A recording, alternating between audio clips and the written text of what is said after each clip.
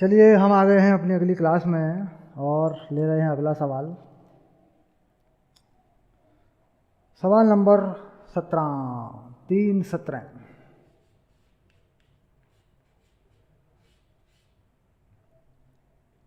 मैग्नीन के बने प्रतिरोधक पर लिए गए निम्नलिखित प्रेक्षणों से आप क्या निष्कर्ष निकाल सकते हैं? धारा है और वोल्टता है।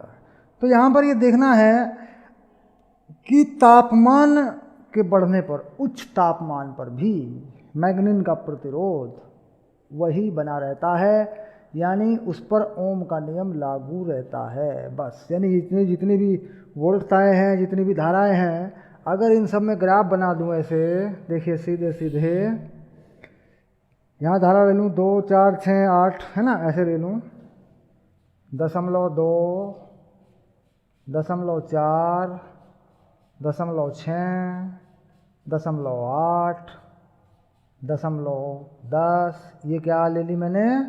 ये ले ली मैंने धारा। अब इसमें वोल्टता ले लूँ अगर मैं, ठीक, जो भी श्रेणी बनाई गई है।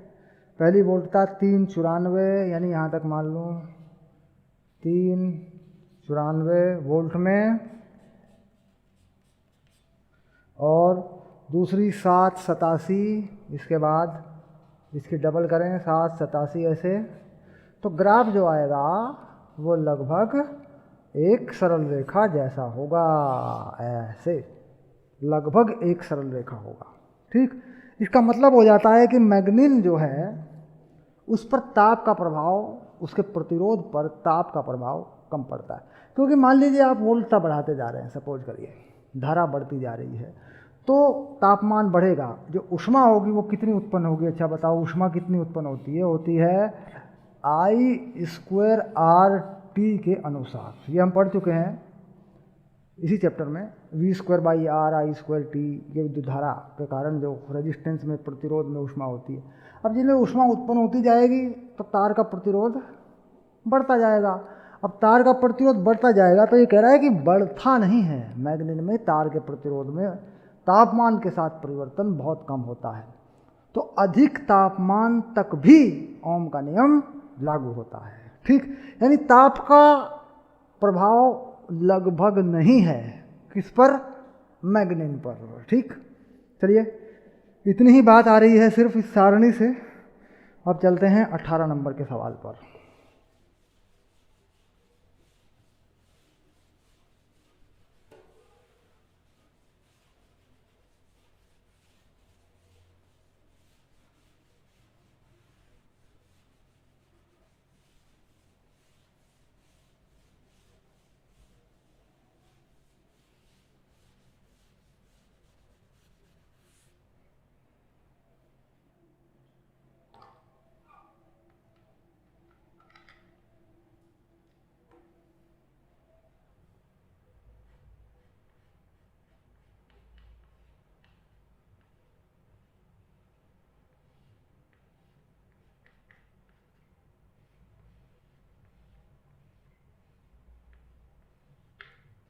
ठीक, इसमें ऑप्शन है सवाल में ABCD। इसका पहला पार्ट लेते हैं। पार्ट ए में देखिए क्या निकल के आता है। किसी असमान अनुप्रस्थ काट वाले धात्विक चालक, असमान अनुप्रस्थ, ऐसा ऐसा ऐसा कोई चालक है, यूँ यूँ ऐसा ऐसा कोई तार है, मान लीजिए ऐसे, देखो ये रहा, ऐसा कोई तार है मान लीजिए, यूँ है ना, असमान अनुप्रस्थ काट वाला चालक है। एक समान धारा प्रवाहित हो रही है, यानी इसमें जो धारा है वो एक ही समान है, धारा का मान इसमें स्थिर है, कांस्टेंट है, धारा नहीं बदल रही है। निम्नलिखित में से चालक में कौन सी अचर रहती है, कौन सी राशि अचर रहती है? सीधी सी बात ये है, धारा है, धारा घनत्व है, विद्युत क्षेत्र है, अपवाह चाल है, ठीक। धारा अचर है, धारा क्या है? अचर, क्योंकि बता दिया धारा, तो अचर कौन है? धारा है, ठीक। बाकी अगर धारा के सूत्र के अनुसार विचार करें, धारा होती है NeAVD, इसमें ये मान होता है धारा घनत्व का NeVD, और ये होता है क्षेत्रफल। धारा घनत्व को J लिखते हैं, A लिखते हैं, ये I है। ठीक, अब यहाँ पर अगर ये क्षेत्रफल घटता बढ़ता है तो J का मान भी घटता बढ़ता है। इसका मतलब धारा घनत्व अचर नहीं होगा, धारा घनत्व बदलेगा। इसके बाद आ गया विद्युत क्षेत्र अपवाह चाल। अब इसमें अपवाह चाल होती है, देखिए अगर J बदलता है तो क्या बदलता है, NEVD, VD क्या है, अपवाह चाल, यानी अपवाह चाल के बढ़ने से धारा घनत्व बढ़ता है, घटने से घटता है। और ये संख्या घनत्व है किसी भी धातु के लिए, ये कांस्टेंट है, ये नहीं बदलता। इलेक्ट्रॉन का आवेश नहीं बदलता। इसका मतलब अगर धारा घनत्व घटता बढ़ता है तो अपवाह चाल भी घटती बढ़ती है। अपवाह चाल क्यों घटती बढ़ती है, अपवाह चाल के घटने बढ़ने का कारण क्या है, अपवाह चाल में क्या चीज़ होती है। अपवाह चाल का परिमाण होता है इलेक्ट्रॉन का आवेश, विद्युत क्षेत्र, इलेक्ट्रॉन का द्रव्यमान और संगठन का समय, जिसे कहते हैं रिलैक्सेशन टाइम, इलेक्ट्रॉन की दो टक्करों के बीच का समय। तो अपवाह चाल घटती बढ़ती है। ये देखिए इलेक्ट्रॉन का आवेश नहीं बदलता, द्रव्यमान नहीं बदलता, विद्युत क्षेत्र बाहर से लगाया होता है, लंबाई के अनुदिश होता है। विद्युत क्षेत्र इसमें बाहर से लगेगा बैटरी से, वो लंबाई के अनुदिश होगा ऐसे, क्योंकि हम जानते हैं विद्युत क्षेत्र विकसित होता है EDR के अनुसार, चाहे किसी भी रास्ते से जाएं थोड़ा थोड़ा ये विकसित होता रहता है। ठीक, तो इसका मतलब हो गया कि E भी नहीं बदलता।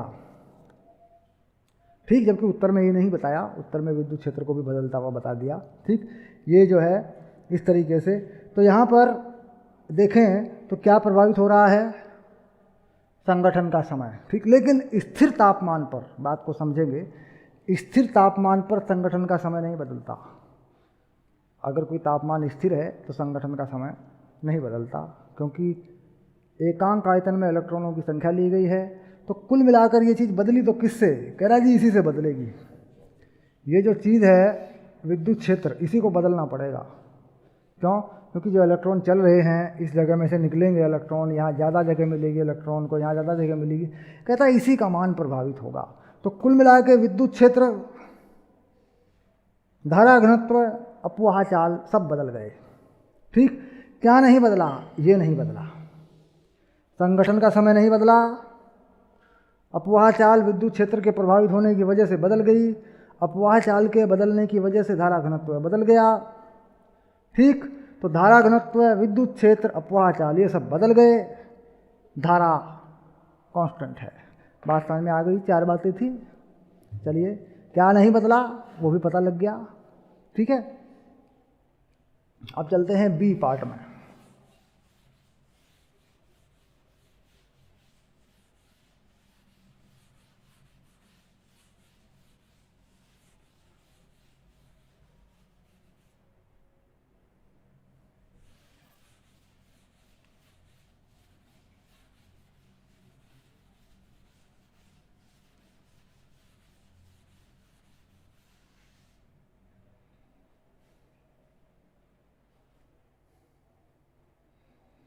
बी में क्या है भाई, जरा बी पे विचार करें। क्या सभी परिपतीय अवयवों के लिए ओम का नियम सार्वत्रिक रूप से लागू होता है? यदि नहीं तो उन अवयवों के उदाहरण। ओम का नियम लागू हो जाता है। एक होती है हमारे पास अर्धचालक, बस अर्धचालकों पे लागू नहीं होता। क्या नाम बताया, अर्धचालक। अर्धचालकों पर ओम का नियम लागू नहीं होता, बस सीधी बात है। बाकी हो जाता है, चालकों पर हो जाता है, बस इतनी सी बात है और कुछ नहीं। किसी उच्च विभव, अब ये आ गया बी। अब चलते हैं सी में। सी में क्या लिख रहा है, यहीं पे लिख देता हूँ, देखो सी है ना। किसी निम्न वोल्टता संभरण से उच्च धारा देनी होती है तो आंतरिक प्रतिरोध बहुत कम होना चाहिए। क्यों? क्योंकि देखिए धारा जो होती है, अधिकतम धारा कितनी होती है, ये होती है ऐसे। ठीक, तो आंतरिक प्रतिरोध घटेगा, धारा बढ़ेगी। और अगर बाहर परिपथ लगा लूँ, अगर बाहरी परिपथ में देख लूँ तो क्या होता है, ये होता है R + R, ऐसे, क्योंकि जो होता है ये बाहरी परिपथ का प्रतिरोध होता है। पता नहीं कितनी बार इसे पढ़ चुके हैं हम, फिर भी बनाऊंगा एक बार ताकि याद आए, मेमोरी में, यादों में चीज़ें बस जाएं। ये देखिए ऐसे, ये आर, ये होता है ई, तो धारा कितनी बहेगी बताओ? ये बहेगी। अधिकतम धारा चाहिए तो ये आर घटा लो, धारा बढ़ती जाएगी। अधिकतम धारा ये हो सकती है जब ये आर शून्य होता है। देखो इस आर को शून्य कर दूं, धारा अधिकतम ये होती है। कुल मिला के आंतरिक प्रतिरोध कम होगा तो धारा अधिक होगी। ठीक, अब आ गया डी वाला पार्ट। डी में क्या कह रहा है? देखो डी में किसी उच्च विभव संभरण, मान लीजिए 6000 वोल्ट का आंतरिक प्रतिरोध अत्यधिक क्यों होना चाहिए? क्योंकि धारा इतनी ज़्यादा हो जाएगी कि वो नुकसान हो जाएगी, सुरक्षा की सीमाओं को पार कर जाएगी। अब मान लीजिए धारा बना रहे हैं, 6000 वोल्ट की सप्लाई दे रहे हैं और इसमें प्रतिरोध का मान अधिक होना चाहिए, क्योंकि धारा कम की जा सके। धारा का मान अगर ज़्यादा हो गया तो वो खतरनाक होगी, विनाशकारी होगी वो धारा। उससे चुंबकीय क्षेत्र उत्पन्न होंगे, विद्युत क्षेत्र उत्पन्न होंगे, क्योंकि धारा जो है, अगर धारा का मान सामान्य हो तो विद्युत क्षेत्र कुछ उत्पन्न नहीं करती, लेकिन अगर बहुत ज़्यादा धारा हो जाए तो चुंबकीय क्षेत्र तो उत्पन्न करती है हर हाल में। तो बहुत ज़्यादा धारा में क्या होता है कि जो इलेक्ट्रॉन हैं वो कंडक्टर के सरफेस में घूमने लगते हैं, प्रतिकर्षण करके कंडक्टर के सरफेस में आने लगते हैं और वहाँ पर विद्युत क्षेत्र को भी विकसित करने लगते हैं। तो इस तरीके से क्या होता है कि विद्युत चुंबकीय तरंग बनने का खतरा रहता है। विद्युत चुंबकीय तरंग, हानिकारक विद्युत चुंबकीय तरंग बनने का खतरा रहता है। तो बहुत अधिक धारा विनाशकारी हो जाती है, नुकसानदायक हो जाती है। तो धारा अधिक ना हो जाए इसलिए प्रतिरोध को अधिक करना पड़ता है। ठीक, सुरक्षा की दृष्टि से, कुल मिला के क्या उत्तर है? सुरक्षा की दृष्टि से धारा अधिक नहीं होनी चाहिए, इसलिए आंतरिक प्रतिरोध को अधिक करना पड़ता है, बस। तो ये था तुम्हारा सवाल नंबर 18। चलिए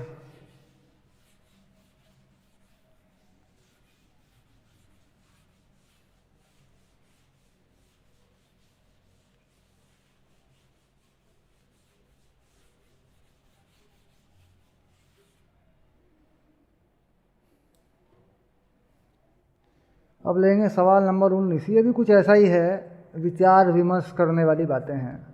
सवाल नंबर 19, हम ज़्यादातर आंकिक प्रश्नों को हल करना चाहते हैं, लेकिन ताकत बनाने के लिए थ्योरेटिकल प्रश्न अनिवार्य हैं। ताकत बनाने के लिए समझदारी से भरे सवाल अनिवार्य हैं। ठीक, आंकिक प्रश्न करें, लेकिन जो थ्योरेटिकल सवाल हैं उनको नज़रअंदाज ना करें, उनमें जो कहा गया है उसे ध्यान से समझें। ठीक, सही विकल्प छांटिए। धातुओं की, मिश्र धातुओं की प्रतिरोधकता प्राय उनके अवयवों की, अवयवी धातुओं की अपेक्षा अधिक होती है या कम होती है? कम करने के लिए मिलाया जाता है यार। मिश्र धातु क्यों बनाएंगे? प्रतिरोधकता कम हो, प्रतिरोध कम हो। ठीक, पहला सवाल। दूसरा सवाल, आमतौर पर मिश्र धातुओं के प्रतिरोध ताप गुणांक शुद्ध धातुओं के प्रतिरोध ताप गुणांक से कम होते हैं, यह भी सही है। मिश्र धातु मैग्नीन की प्रतिरोधकता ताप के साथ लगभग स्वतंत्र होती है। अभी पता लगाया कि मैग्नीन की जो प्रतिरोधकता है या प्रतिरोध है ताप से लगभग स्वतंत्र है। किसी प्रारूपी विद्युतरोपी अंबर की प्रतिरोधकता किसी धातु की प्रतिरोध तुलना में 10 की पावर 22 कोटि के गुणा की होती है। लगभग ये बहुत ही मतलब अचानक होता है ये। तो 19 के उत्तरों पर विचार कर लेते हैं, कौन ज़्यादा कौन कम। सिंपल सी बातें हैं ये, बस एक बार मैंने पढ़ के बता दिया आपको, बाकी समझ में आता है सब कुछ।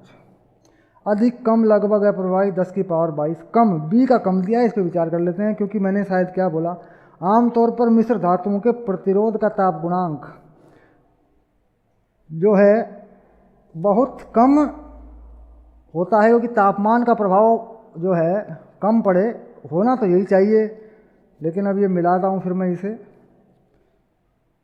हाँ, 19 में कम है, सही बात है, प्रतिरोध ताप गुणांक कम हो जाए। दूसरे वाले में, पहले वाले में धातुओं की, मिश्र धातुओं की प्रतिरोधकता प्राय उनके धातुओं की अपेक्षा अधिक होती है, यानी रेजिस्टेंस बढ़ जाता है मिश्र धातु अगर बनाते हैं। लेकिन ताप का प्रभाव उस पर कम हो सके।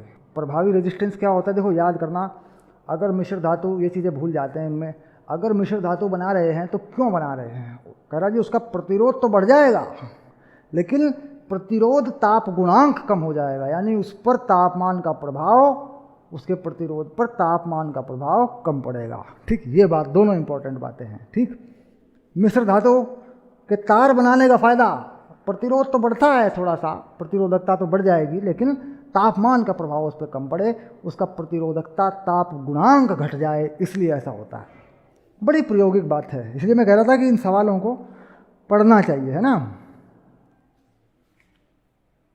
अब आया प्रश्न नंबर 20। तो ये तो ऐसे ही आपके लिखने वाले सवाल नहीं थे, इन्हें तो हम वैसे भी बता सकते थे। अब 3:20 पे चलते हैं।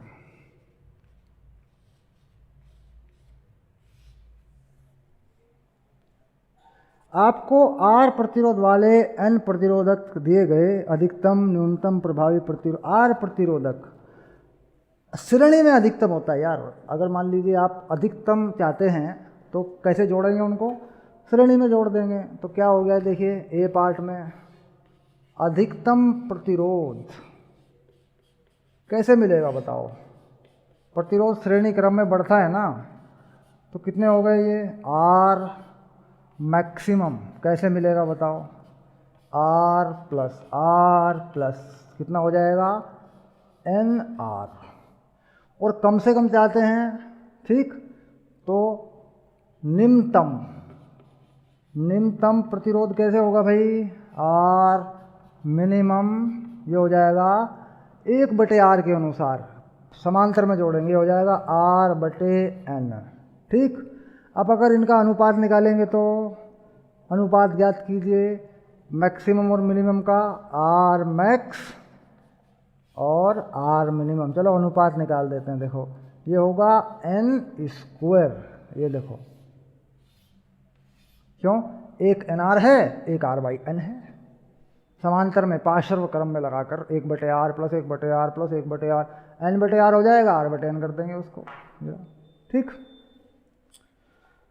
अब देखते हैं बी पार्ट में क्या कहता है। 1 ओम 2 ओम 3 ओम के 3 प्रतिरोध दिए गए हों तो उनको आप किस प्रकार संयोजित करेंगे कि प्राप्त तुल्य प्रतिरोध 11 11 6 6 11 देखना पड़ेगा बी पार्ट में।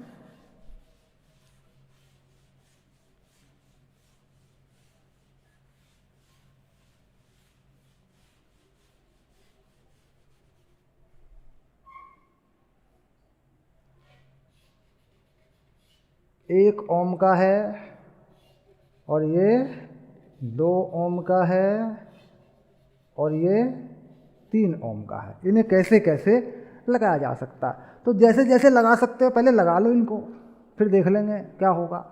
सबसे पहले मैं क्या जोड़ूंगा, इन्हें सबसे पहले जोड़ देता हूँ श्रेणी क्रम में, यानी ए 1 ओम 2 ओम 3 ओम, बी 1 ओम 2 ओम 3 ओम।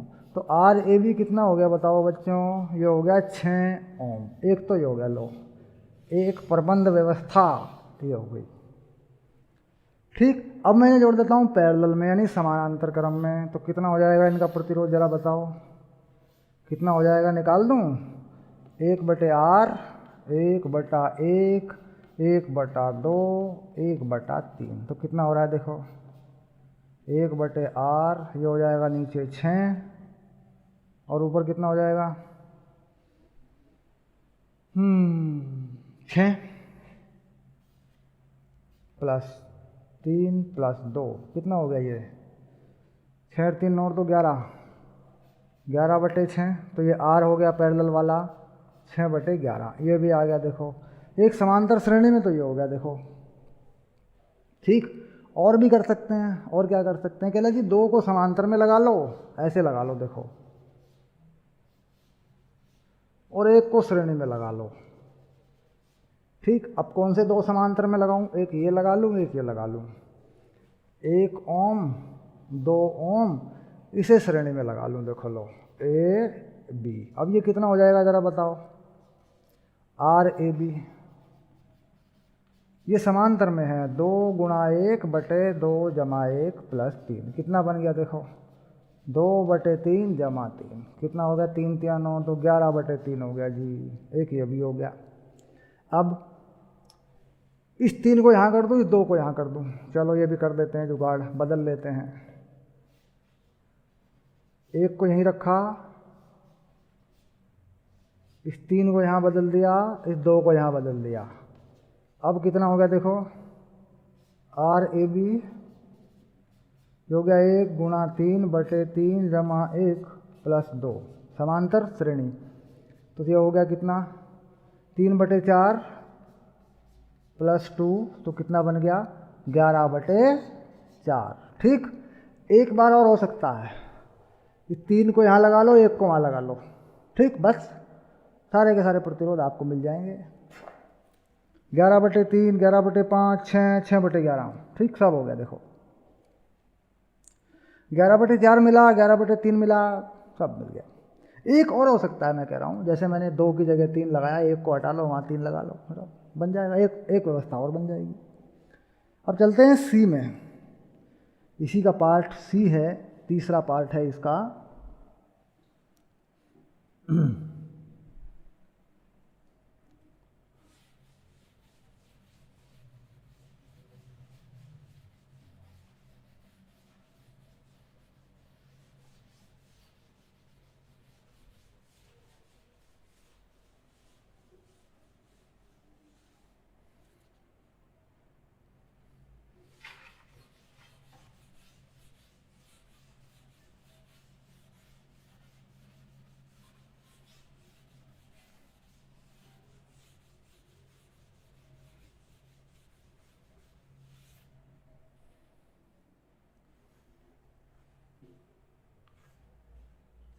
3:20 पार्ट सी, ओके। नेटवर्क का तुल्य प्रतिरोध बताइए, ठीक है। तो ये नेटवर्क बना रखे हैं, 2 हिस्से हैं, 2 नेटवर्क हैं, 1 2 3 4, कुछ इस तरीके से है ये मामला।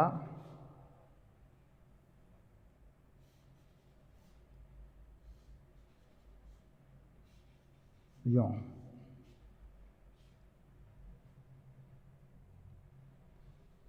इसे बिंदु ए मान लेते हैं, ठीक। और इस तरह के 4 हैं, नीचे वाले जो प्रतिरोध हैं वो कितने हैं, 2 हैं, ऊपर का 1 1 है। यहाँ 1 ओम है दोनों जगह, यहाँ 2 ओम है, ठीक। और इस तरह के 4 नेटवर्क हैं, यानी ए बी जो है कितना है, 4 हैं, कुल मिला के 4 लगे हुए हैं। एक और बना दें ऐसे, है ना, ऐसे ऐसे, तो कुल जो प्रतिरोध होगा आर होगा 4 आर ए बी, समझ रहे होंगे आप, देखेंगे किताब में, इस तरह के 4 हैं, ठीक। तो वो सब कहाँ होंगे, श्रेणी क्रम में हो जाएंगे। तो क्या करेंगे, जोड़ देंगे, तो 4 ए बी हो जाएगा। तो ए बी कितना है, बस ये देख लो, ए बी को ठीक करें तो कैसा हो जाएगा, देखो ए बी ऊपर वाले श्रेणी क्रम में, नीचे वाले श्रेणी क्रम में, तो ये हो जाएंगे ए से ऊपर चले गए तो ये बन गया 2 ओम श्रेणी क्रम में, नीचे बन गया 4 ओम श्रेणी क्रम में। ये बिंदु ए हुआ, ये बी हुआ, ठीक। अब ये दोनों समांतर क्रम में हो गए, तो आर ए बी हो गया, देखो समांतर क्रम का सूत्र लगा दिया मैंने, 2 गुना 4 बटे 4 जमा 2, ये हो गया 8 बटे 6, यानी 4 बटे 3, ठीक। अब इसके बाद यहाँ डाल देता हूँ कुल प्रतिरोध के लिए, 4 गुना 4 बटे 3, ये हो गया 16 बटे 3 ओम, ये हो गया उत्तर, ठीक। सिंपल सी बात है। अब इसका बी पार्ट देख लेते हैं, देखो बी पार्ट में क्या कह रहा है। एक बिंदु से दूसरे बिंदु तक 1 2 3 4 5 प्रतिरोध लगाए गए हैं, यानी ए और 5 प्रतिरोध ये घुमा के लगाए हैं। तो हम परेशान हो जाते हैं, सर ये कहीं पैरेलल में तो नहीं है, पैरेलल में नहीं है, एक ही करंट है, देखो श्रेणी क्रम में ही है ये, 1 2 3 4 5 लग गए, लो 1 2 3 4 5, ये पैरेलल में नहीं है, समांतर क्रम में नहीं है, एक ही धारा बहेगी, ठीक। समांतर ऐसा होता है, एक बिंदु से 2 जगह पे जाए, ऐसे ऐसा तो नहीं हो रहा है, एक ही धारा बहेगी, एक धारा ऐसे चलेगी और यूँ आ जाएगी। तो कितना प्रतिरोध है, R है। तो कितना हो जाएगा इसका, RAB कितना हो जाएगा बताओ, 1 2 3 4 5, 5R हो जाएगा ऐसे। ठीक,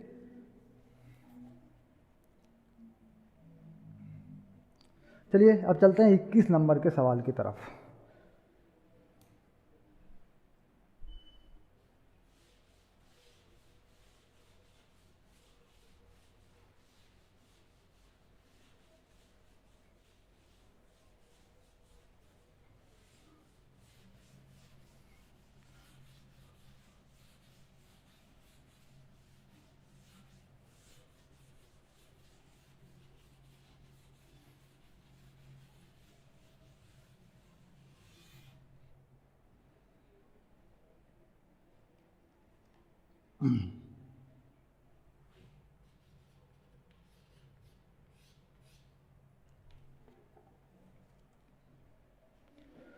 अब यहाँ पर एक बैटरी है 12 वोल्ट की, जिसका आंतरिक प्रतिरोध है 0.5, यानी एक बैटरी जो है वो कितनी है, 12 वोल्ट की है। ये बैटरी है 12 वोल्ट की और इसका आंतरिक प्रतिरोध है 0.5 ओम, और इस पर एक नेटवर्क लगा हुआ है ऐसे, जो अनंत नेटवर्क है, अनंत तक गया हुआ नेटवर्क है। ऊपर नीचे दोनों तरफ इस पे प्रतिरोध लगे हुए हैं ऐसे।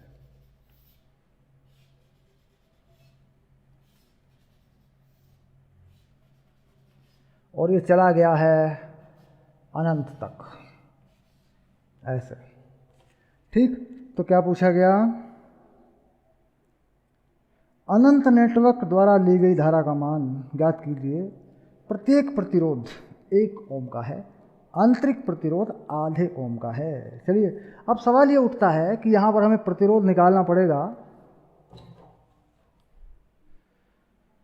ये सब जो प्रतिरोध है ये 1 ओम के हैं, यानी ये 1, ये भी 1, ये भी 1, ये भी 1, ये भी 1 और ये भी 1। ठीक, अब सवाल ये है कि मैं कहाँ से अनंत मानूं। अगर मैं यहाँ से मानता हूँ अनंत और इसका प्रतिरोध x मान लेता हूँ, तो मैं यहाँ x लगा सकता हूँ। देखो प्रतिरोध कितना मान लिया मैंने इसका, यहाँ पर ये बिंदु मान लिया मैंने A, इसे मान लेता हूँ x ओम। इससे आगे सारे नेटवर्क का ये प्रतिरोध है, यानी अगर मैं सारा का सारा नेटवर्क यहाँ से हटा लूँ तो ये x है उसके बदले में। अब अगर मैं ये घटना यहाँ करूँ, इस जगह पे करूँ ऐसे, ये x है, ठीक, और मैं आगे का सारा हटा लूँ तब भी बात वही है, बात सेम है। यानी मैं यहाँ से आगे का सारा नेटवर्क हटा लूँ तो भी प्रतिरोध x है, यहाँ से आगे का सारा नेटवर्क हटा लूँ तो भी प्रतिरोध x है। तो दोनों बातों को संतुष्ट करने वाला x का मान क्या है, यानी प्रतिरोध क्या है। बस बात हो गई सीधी। ये लो, ये लो। चलिए अब ये देखिए 1 और x समांतर क्रम में है, हटा दीजिए, 1 बना दीजिए इसको। चलिए बना दूंगा, 1 बना दूंगा। देखो इसका मैं, समांतर में थे, ओके, क्या बनेगा, x गुणा 1, 1 प्लस x, कितना बन गया, x बटे x प्लस 1। प्रतिरोध हो गया ये वाला जो प्रतिरोध है ये हो गया। देखो अब इसके साथ यहाँ से लेके यहाँ तक ये तीनों श्रेणी क्रम में आ गए, यानी अब मैं यहाँ से लेके यहाँ तक की सारी चीज़ हटा देता हूँ, ठीक, और 1 लगा देता हूँ इस पर। कितना था, x बटे x प्लस 1 था, और 1 यहाँ था, 1 यहाँ था, ये 2 हो गया। देखो ये लग गया, ठीक। ये जो चीज़ यहाँ बन के आ रही है ये x के बराबर है, ठीक, तो इसे x के बराबर कर देता हूँ, ये लो, ठीक, और यहाँ से ये संबंध भी हटा देता हूँ। बस इस समीकरण से x का मान निकाल देता हूँ, ठीक है। गणितीय विधि, गणितीय तरीकों से, है ना। अनंत जैसी सीरीज होती है गणित में, देखते हैं इस तरीके से। अवकलन में देखा होगा x की पावर x की पावर x की पावर x की पावर x की। चलिए ठीक, एक चीज़ अवकलन में बताते हैं। मैं चले जानते हैं y इक्वल टू x की पावर x की पावर x की पावर, तो y इक्वल टू एक्स की पावर, यहाँ से y मान लूँ y, कहता है इसका अवकलन बताइए, dy और dx बताइए। log ले लेते हैं, log तुम्हारे मनोरंजन के लिए कर देता हूँ, log y log x। अब कर देंगे इसका अवकलन, y का क्या होगा 1/y dy ओवर dx। यहाँ पे y को छोड़ देता हूँ, इसका 1/x कर देता हूँ, अगले में log x छोड़ देता हूँ, इसका dy और dx कर देता हूँ। क्या यार सर जी, लो dy और dx कॉमन ले गया, आ गया आंसर। तो ये टेक्निक जो है आती है गणित से, इशारा किया मैंने, बताया, गणित वाले समझ रहे होंगे, ऐसे सवाल आते रहते हैं। बायोलॉजी वालों के लिए बेसिकली मैंने दिया था, जिनके पास बायोलॉजी है उनको मैंने उदाहरण दिया। गणित वाले तो जानते हैं कि इस तरह की सीरीज बन जाती है, अनंत वाली सीरीज बन जाती है, जिसको काट के वही मान लिया जाता है जो शुरू से होता है। ठीक, हल कर लेते हैं, x का मान निकाल लेते हैं। x प्लस 2x प्लस 2, लघुत्तम उधर पहुंच गया, x square plus x cut गया, x square minus 2x minus 2 equal to 0 हुआ। x का मान द्विघात के श्रीधराचार्य सूत्र के अनुसार, ठीक, चलिए कर लेते हैं। ये हो गया माइनस b यानी 2 प्लस माइनस 2 का स्क्वायर कितना 4, और ये 4ac यानी ये हो गया 4ac, 4 दूनी 8 प्लस 8 हो जाएगा, ठीक, बटे 2। ठीक, अब ये इसको हल करें अगर, तो ये कितना बनेगा, x का मान 2 प्लस माइनस 2 कॉमन में आ जाएगा 1 प्लस 2 और नीचे 2 कट गया, मान आ गया √3 प्लस 1 बटे 2। x का मान आ गया, √3 का मान लिख रहा हूँ 1.732 प्लस 1 बटे 2, 2.732 बटे 2 कितना हो गया 13.5, 1.35 ओम। ओके, निकल गया मान फटाफट। अभी जो मान है यहाँ रख देता हूँ, इस मान को यहाँ रख देता हूँ, ये है 1.35 ओम। x निकल गया, सब हटा देता हूँ यार, सब हटा दो यार, कहाँ इसको यार पकड़े हो यार, छोड़ो इसको।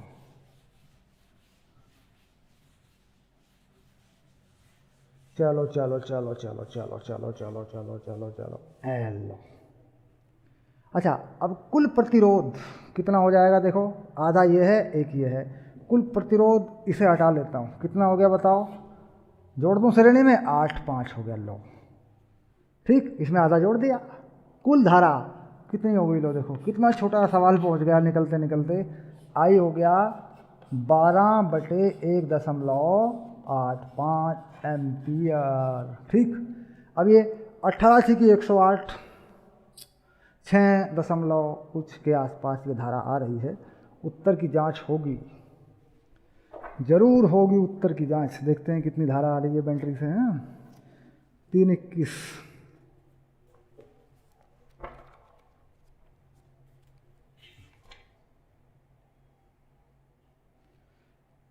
तीन 3.7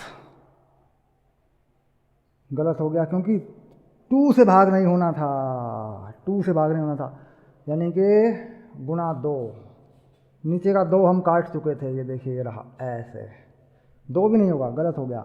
1 मिनट 1 मिनट 1 मिनट, कहाँ गलती हुई है ज़रा पकड़ के बताना, यहाँ गलती हुई है। कितना आया था 1.35 गुणा 2 आएगा, और यहाँ कितना था 0.5 था, ओके 0.5 था, ओके। अब जोड़ो, अब कितना हो रहा है देखो, ये हो गया 270 और 5 ये हो गया 3.2, तो ये हो गया 3.2। अब आएगा उत्तर ठीक, यानी हमने जब मान निकाला तो √3 प्लस 1 बटे 2, वो 2 कट चुका, ठीक, वो 2 नहीं आएगा।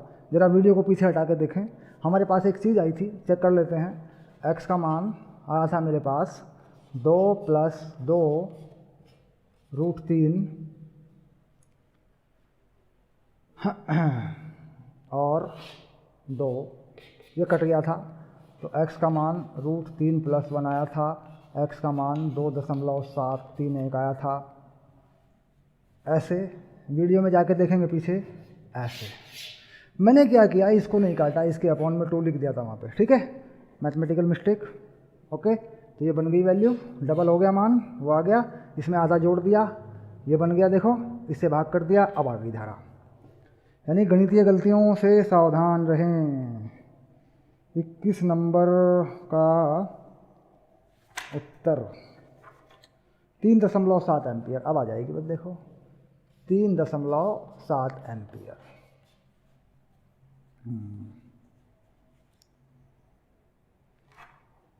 चलिए अब लेते हैं अगला सवाल।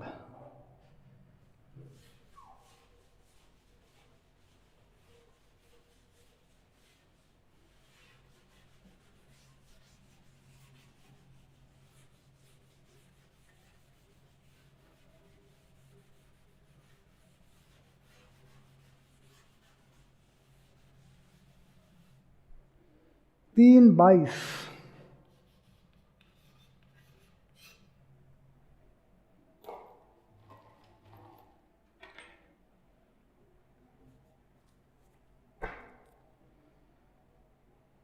एक चित्र बनाया गया है, इसमें पोटेंशियोमीटर दर्शाया गया है, 2 वोल्ट का इसका चालक सेल है और आंतरिक प्रतिरोध जो है इतना है, 1.2 वोल्ट का विद्युत वाहक बल लगाया है, 67.3 लंबाई पर संतरण बिंदु देता है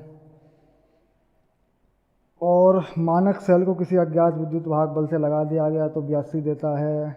ई का मान क्या है, उच्च प्रतिरोध क्यों लगाया गया, उच्च संतुलन बिंदु प्रभावित होता है, उपरोक्त में यदि पोटेंशियोमीटर परिचालक सेल का 2 वोल्ट कर दें तो क्या होगा, परिपथ में मिलीवोल्ट कोटि का अल्प विद्युत वाहक बलों के लिए निर्धारण सफल होगी, यदि नहीं तो आप इसमें किस प्रकार संशोधन करेंगे। मतलब बहुत सारी बातें हैं, कुल मिलाकर ये परिपथ बनाना पड़ेगा।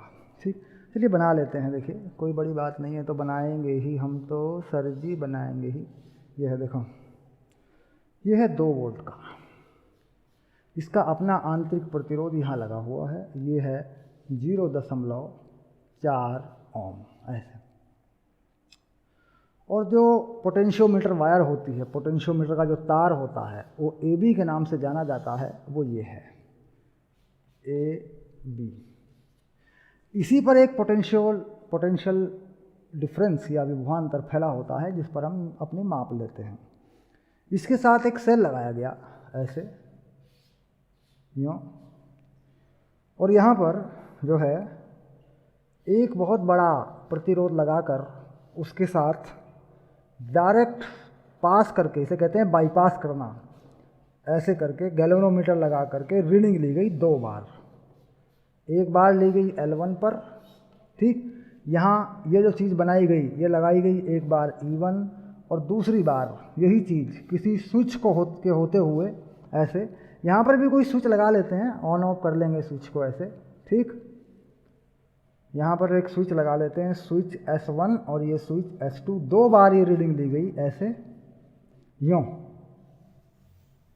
ऐसे, ये हो गया E2, ठीक। और ये बड़ा जो प्रतिरोध है ये है 600 किलो ओम, और रीडिंग दूसरी बार जो आई वो आई, दूसरी बार की रीडिंग वो आ रही है L2 पर। तो बिल्कुल सीधा, कुछ नहीं करना। पहली बार ये कह रहा है कि E1/E2 L1/L2, तो पहला E1 जो है वो बताते हैं सवाल में देखकर कितना है, 1.02 है और पहली रीडिंग है 67.3 पर। तो 1.02 है, पहली रीडिंग है 67.3 पर। E2 का पता नहीं, दूसरी रीडिंग है 82.3 पर, 82.3। यहाँ से E2 का मान तुम्हें निकालना है, ये हो गया 1.02 गुना 82/67.3। अब यार ये गुणा कर लो, तुम गुणा कर लो, इसे हल कर लो, भाग कर लो, ठीक। अब मैं लिखूँगा इसका उत्तर, क्यों, क्योंकि मैं गुणा करूँगा समय लगेगा और कुछ इधर उधर हो जाएगा भाई। देखो सीधी बात है, इसे तुम गुणा करो, ठीक।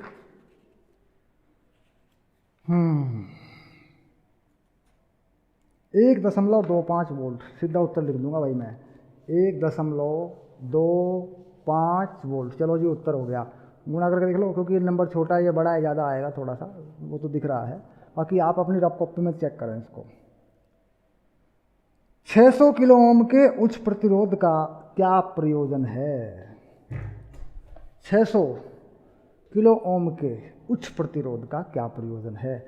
गैल्वेनोमीटर में धारा का मान कम हो जाए। इससे क्या होता है? गैल्वेनोमीटर में धारा का मान कम हो जाए,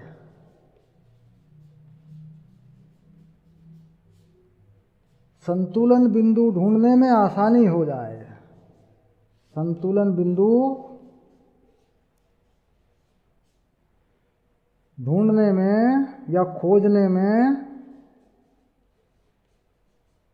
खोजना आसान हो जाए। ठीक, क्योंकि कम धारा है, बहुत कम धारा है, तो गैल्वेनोमीटर बहुत धीरे धीरे चलेगा, तो संतुलन बिंदु आसानी से ढूंढ पाएंगे जहाँ पे धारा शून्य होगी। ठीक, इसका काम हो गया। धारा शून्य है, फाइनली क्या है, अंत में क्या है, धारा शून्य है, तो इसका मतलब है कि ये कोई वोल्ट नहीं लेगा, इसमें कोई वोल्ट नहीं आएंगे, क्योंकि धारा तो शून्य ही होनी है, सिर्फ ढूंढनी है, उसके लिए ये आसानी पैदा करता है। E1 E2 का मान निकल गया, एक स्विच बंद करेंगे रीडिंग आएगी L1 पे, इसे खोल देंगे दूसरा बंद कर देंगे तो रीडिंग आ जाएगी L2 पे। इसके बाद उपरोक्त स्थिति में यदि पोटेंशियोमीटर के परिचालक सेल का विद्युत वाहक बल 2 वोल्ट के स्थान पर 1 वोल्ट कर दिया जाए, ये 2 वोल्ट का है, अगर इसे 1 वोल्ट कर दूं तो रीडिंग नहीं आएगी, नहीं मिलेगा संतुलन बिंदु, क्योंकि इनका जो विद्युत वाहक बल है वो 1 वोल्ट से ज़्यादा है। तो ये जो पोटेंशियल है, जो विभव है, जो पोटेंशियोमीटर तार पर फैला है, इस विभव पर ही ये माप आनी है, और ये विभव आता कहाँ से है, यहीं से आता है। तो इसका मतलब अगर ये घट गया तो ये भी घट जाएगा, ये भी वाला भी, तो फिर ये संतुलन बिंदु प्राप्त नहीं होंगे, बिल्कुल बी पे चले जाएंगे तब भी वो 0 नहीं दिखाएगा, कौन, गैल्वेनोमीटर। ठीक, चलिए, इसका मतलब ये विभव ज़्यादा होना चाहिए इस तार पर फैले हुए विभवांतर से, इस पोटेंशियोमीटर के तार में जो कुल विभवांतर है ज़्यादा होना चाहिए उससे ये विभव। ठीक, ओके, और इनसे ये ज़्यादा होना चाहिए। अब सूत्र बता के देता हूँ, याद रखना इस बात को, VAB से बड़ा होना चाहिए ये E ड्राइवर का है, देखो E ड्राइवर। ठीक, सामान्यतया क्योंकि आंतरिक प्रतिरोध है, लेकिन यहाँ बराबर भी कर सकते हो। इसके बाद ये जो VAB है ये वाला, ये बड़ा होना चाहिए E1 E2 से, तो यानी VAB जो है ये बड़ा होना चाहिए किससे, E1 से, और VAB बड़ा होना चाहिए E2 से, जितने चाहे सेल नाप लो, क्योंकि जब तक इनसे बड़ा ये विभवांतर नहीं होगा ये रीडिंग नहीं आएंगी, इसमें 0 नहीं बनेगा, क्योंकि यहाँ के विभवांतर आपस में बराबर होते हैं। ठीक है, ये पोटेंशियोमीटर में बहुत अच्छे से हमने समझाया था। ठीक है, चलिए आगे बढ़ते हैं। अगली बात क्या है, क्या यह परिपथ कुछ मिलीवोल्ट की कोटि तक भी यह परिपथ नाप सकता है? नाप सकता है, कोई बुराई नहीं है। क्या करना है आपको, सिर्फ आपको ये जो पोटेंशियोमीटर का तार है AB, इसकी लंबाई को बढ़ा देना है, जो विभव या विभवांतर इसके ऊपर फैला है उसको दूर तक फैला देना है, ताकि थोड़ी थोड़ी लंबाई में थोड़ा थोड़ा विभव आ जाए, तो इससे आप थोड़ा सा विभवांतर भी नाप सकते हैं। ठीक, यानी पोटेंशियोमीटर तार की लंबाई को बढ़ाकर उस पर कम विभव का विद्युत वाहक बल का सेल भी बता देगा, वो भी उसको माप देगा। ठीक, यानी पोटेंशियोमीटर तार की लंबाई को बढ़ाकर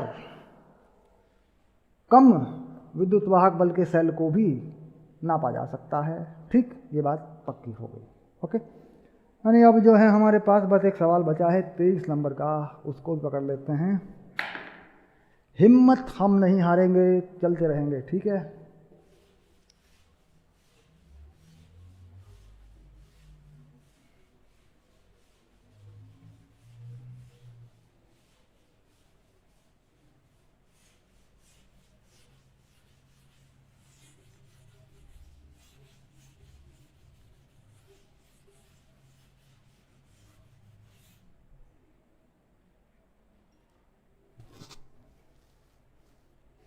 तीन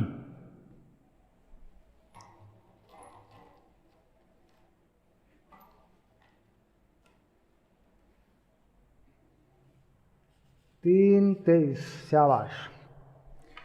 पोटेंशियोमीटर के परिपथ में दो प्रतिरोध लगाए गए हैं, एक 9.5 का है और एक का पता नहीं, ठीक। और संतुलन बिंदु दे रखे हैं 76 और 64, ठीक। और कह रहा है आंतरिक प्रतिरोध का मान ज्ञात कीजिए, ठीक। एक ये चीज़ है। और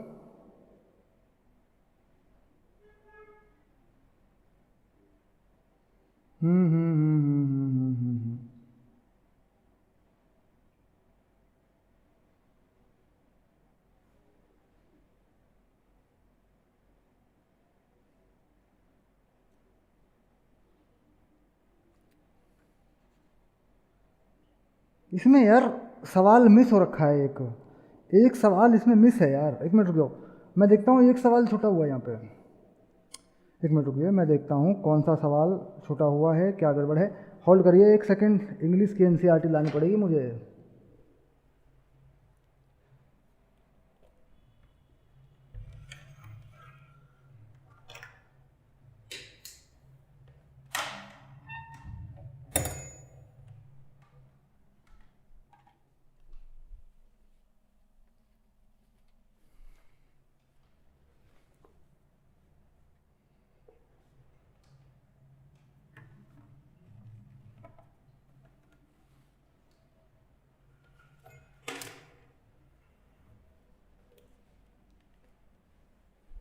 चलिए, मैं इंग्लिश की एनसीईआरटी लेके आया हूँ और कुछ मुझे लग रहा है कि एक क्वेश्चन मेरे याद था, वो यहाँ पर नहीं है।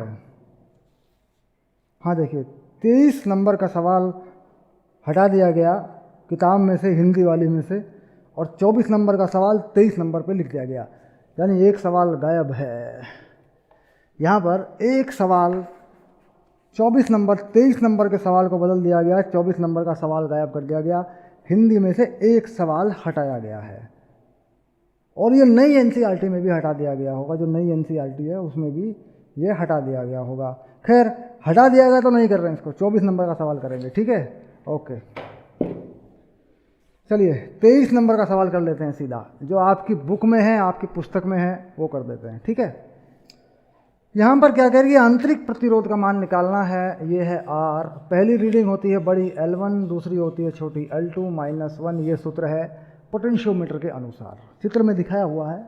ओके, मान लगा देते हैं, आंतरिक प्रतिरोध का मान निकालते हैं। बाहरी प्रतिरोध लगाया 9.5, और जो बड़ी वैल्यू है वो है 76.3 पे, छोटी वैल्यू है 64.8 पे, और एक घटा दिया गया इसमें से। अब इसे तुम हल करोगे, देखो 9.5, 76.3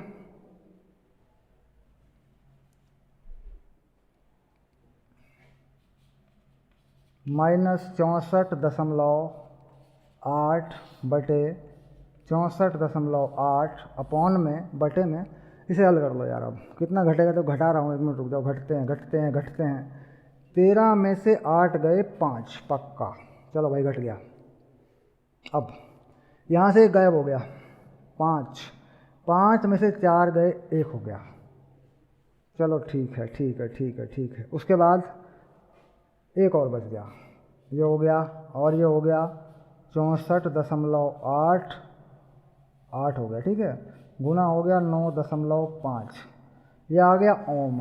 अब यार, अब क्या करें, अब तो बड़ी अजीब सी गुणा हो गई है। उत्तर देख लो इसका यार, इसका आंसर देख के लिख देते हैं, ठीक। आप चेक करेंगे अपनी रफ कॉपी में, इसको आप छोड़ेंगे नहीं, इसको पक्का कर लेंगे। इसको आंसर मिलाना बहुत ज़रूरी होता है। 1.7 ओम आ रहा है। चलिए, हो गया 1.7 ओम उत्तर। यानी ये बात पक्की हो गई कि इंग्लिश की एनसीईआरटी में 24 सवाल हैं, हिंदी के नए एडिशन में 23 सवाल हैं। इसलिए जो सवाल छोड़ दिया गया उसमें कुछ था ऐसा छोड़ने लायक, उसको हटा दिया गया, ठीक। इसलिए मैंने 23 सवाल आपके हल कर दिए हैं। इसके बाद हम लोग पहुँचेंगे प्रतियोगी परीक्षाओं की तरफ। प्रतियोगी परीक्षाओं के सवाल करेंगे H.C. वर्मा से, पीरियड ऑफ फिजिक्स जैसी प्रसिद्ध किताबों से हिंदी में अनुवाद करके हम उनको हल करेंगे, और अपने चैप्टर में आपको नीचे अगली क्लास में वो सब मिल जाएगा। आप आगे बढ़ते जाइए, सब मिलता जाएगा। बोर्ड परीक्षाओं के टाइम पे बोर्ड के लिए रिवीजन आने शुरू हो जाएंगे, महत्वपूर्ण क्वेश्चन शुरू हो जाएंगे, वो मिलता जाएगा आपको। ठीक है, चलिए मिलते हैं अगली क्लास में, बाय।